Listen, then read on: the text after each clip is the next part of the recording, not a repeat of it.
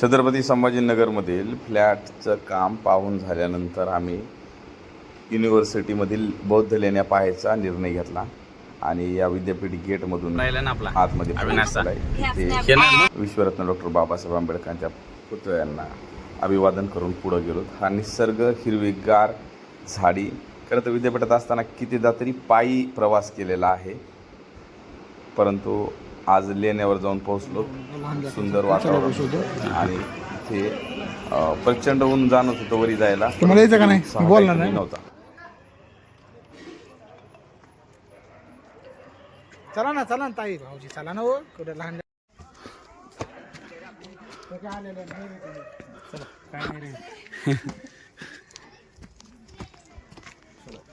तर मित्रांनो, आम्ही लेण्यावर जात आहोत. अविनाश थकलाय. मी बिलकुल नाही थकलो.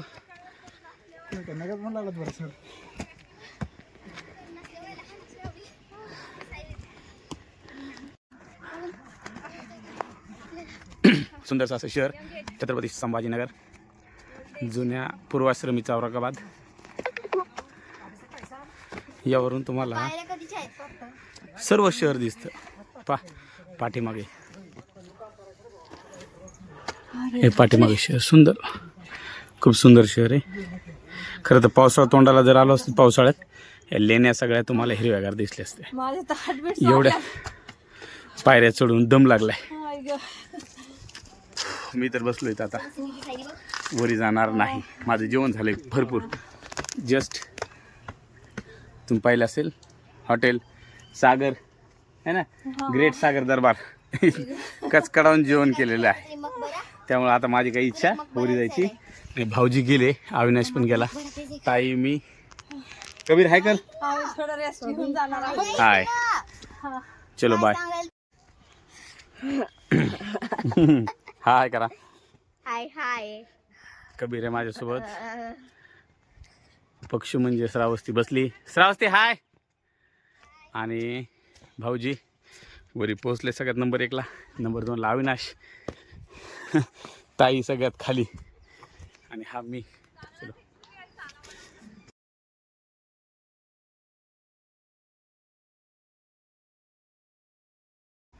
ताई आणि भाची. ताई चला. सुंदरशा अशा ह्या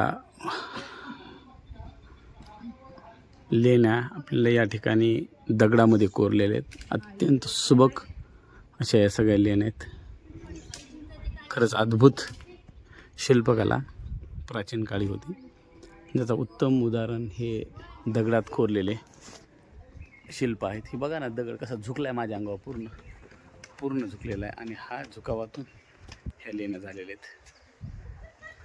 लवकरच पर्यटनाचा दर्जा महाराष्ट्र शासनाने उंच व्हायला पाहिजे. समजा जर ब दर्जा असेल तर अ करायला पाहिजे याला, आणि सुधारणा करायला पाहिजे असं मला वाटते. तर या लेण्यांचं जतन होईल. नाही तर हे दगड कुठेतरी कमजोर होत जातील. वास्तुकलेचा किती सुंदर असा अद्भुत नमुना आहे. तुम्ही वेरूळ अजिंठ्याला गेल्यानंतर सुद्धा हाच सेम नमुना तुम्हाला पाहायला भेटतो. सगळं सेम स्ट्रक्चर आहे. जरी आपण याच्यावरल्या ह्या सुंदर अशा चिरा पाहिल्या तर तुमच्या लक्षात येईल की किती रेखीव नक्षीदार काम करण्यात आलेलं आहे. आणि हे एकसारखं काम करण्यात आलेलं आहे. कुठलंही प्लास्टर किंवा काही या दगडांना नाही आहे, कलरसुद्धा दिलेला नाही आहे. हे इतकं सुंदर आहे की हा जो साचा आहे, हा खोलगट, हा प्रत्येक ठिकाणी सारखा आहे. तितक्याच खोलीवरती करण्यात आलेले मोजमाप कसं केलं असेल त्या काळात भिक्खूंनी. अत्यंत सुंदर. हे आपल्याला वेरूळ अजिंठ्याला गेल्यावर सुद्धा पाहायला भेटते. हे लेण्या जपल्या पाहिजेत, याचं संवर्धन झालं पाहिजे. पण जाणीवपूर्वक हा इतिहास नष्ट करण्यासाठी या देशामध्ये प्रयत्न झालेले आहेत. त्यामुळं सरकार याच्याकडे लक्ष देत नाही. हे मला आवर्जून या ठिकाणी तुम्हाला सांगायचं आहे. इथून तुम्हाला सगळा, आता बघा ना, सुरक्षेचा कुठला मुद्दा आहे इथं? सुरक्षिततेचा. दगड लावले, तिथं काठ्या लावल्यात. म्हणजे सरकार याचं जतन करू शकत नाही. सरकारला करू शकत नाही म्हणण्यापेक्षा करण्याची इच्छा नाही आहे. हे जतन सरकारला करायचं नाही.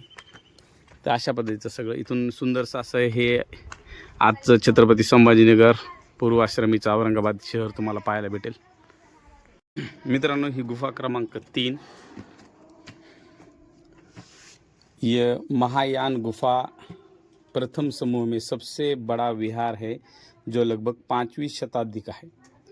5व्या शतकातलं हे सुंदरसं विहार स्तंभ युक्त बरामदे के साथ दोनों ओर कक्षा है.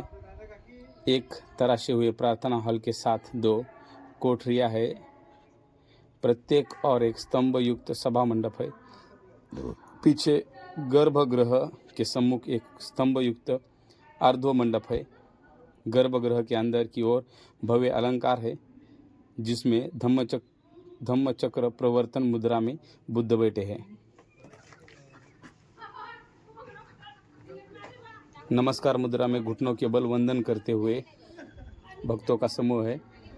गर्भगृह की चौखट पर लघु फलक में श्रृंगारिक आकृतियाँ, नाग मूर्तियाँ द्वारपालक के रूप में उकेरी गई है. तर हे सुंदरसं असं हे जे पर्यटन आहे, परंतु पावसामुळं म्हणा हे ढासळू शकतं. आता पाऊस पाणी याला कालमर्यादा असते. हा दगड अजूनही मजबूत आहे, खूप सुंदर आहे, मजबूत दगड आहे. इथे हे स्तंभ कोरले गेलेले आहेत आणि या स्तंभावर पाहिलं तर हे नक्षीकाम पाहा ना तुम्ही. हे इतकं सुंदर आणि बारीक आहे की आज आपल्याला एखादा दागिना अलंकार घडवायचा असेल तर त्याचा साचा तयार करावा लागतो. आणि त्या कालखंडामध्ये कुठल्याही बौद्ध भिक्खूंनी ह्याचा साचा तयार कसा केला असेल.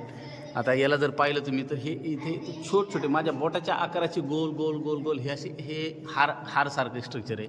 खूप सुंदर असे हे नक्षीकाम 5व्या-6व्या शतकामध्ये. छतसुद्धा पहा, लेण्यांचा छत कसा आहे काय सुंदर. आता हे आतमध्ये काय ते पाहता येणार नाही.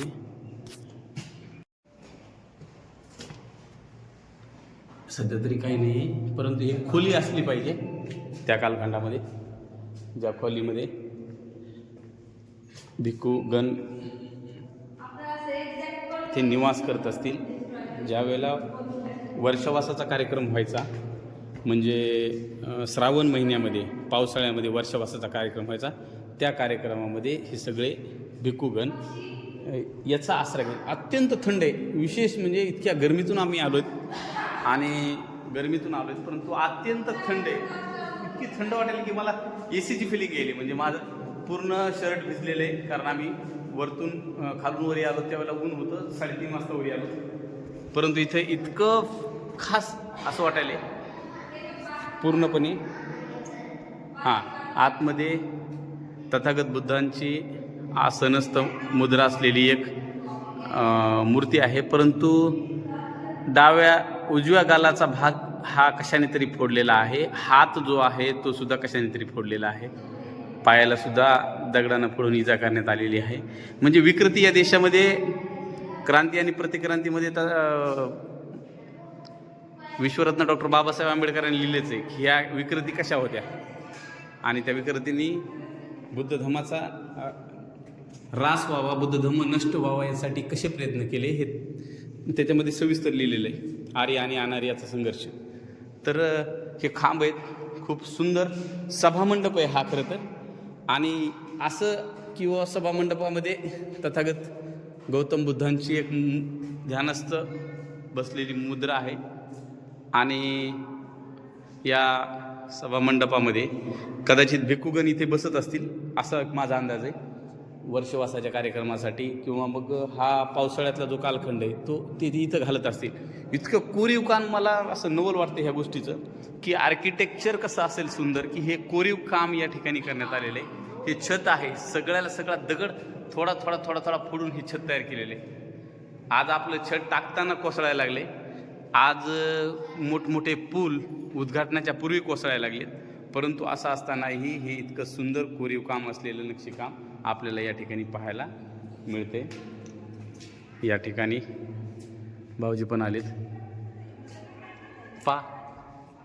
करावं तेवढं कौतुक या वास्तूचं, या कलेचं कमीच आहे खरं तर.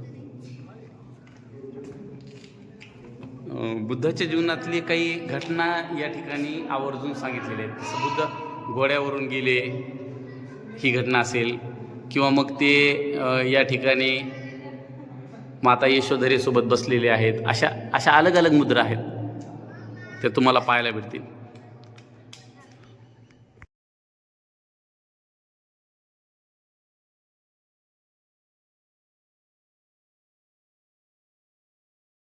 आणि बघा भाची त्या ठिकाणी गेली. या ठिकाणी पाऊस ज्या वेळेला जास्त होतो त्यावेळेला वरून पाणी खाली पडायलेलं असतं. पहा ना, वास्तुकलेचं हे खूप उंच ठिकाण आहे हे डोंगराचं. जर व्यवस्थित इथून पाहिलं तर इथून बीबी का मकबरा सुद्धा असा सुंदर पाहायला भेटतो, आपल्याला दृश्य पाहायला भेटते. सुंदरसं पाहू शकता तुम्ही, विमान या ठिकाणी जात आहे. आणि मला चला आता गुफा क्रमांक 2चं दर्शन झालं आहे. खाली एक आणखी गुफा आहे, खाली रस्ता आहे भुयारी, परंतु बंद करण्यात आलेला आहे शासनाकडून. आणि इथं काही नाही, हे सगळं तकलादू ठेवलं आहे, अत्यंत तकलादू आहे. म्हणजे कुणाच्या भरोश्यावर ठेवलेत, हे तार बांधून फक्त ठेवून दिलं. हे पाटी लावली, दगड पडण्याची शक्यता आहे, कृपया सावध राहा ही विनंती. सुंदर असं हे गुफेचं दर्शन झालेलं आहे. या वेळेला तर जास्त करमायला लागले, ते सायंकाळ जशी व्हायली तसं सुंदर नजारा हा सगळा पाहायला भेटतो आपल्याला. परंतु आता याच्यात एक अवघड गोष्ट एवढीच आहे, गव्हर्नमेंटने याचं जतन केलं पाहिजे, प्रॉपरली जतन केलं पाहिजे, असं माझं मत आहे. गाडीमध्ये झोपतात मस्त, झोपतात नाही.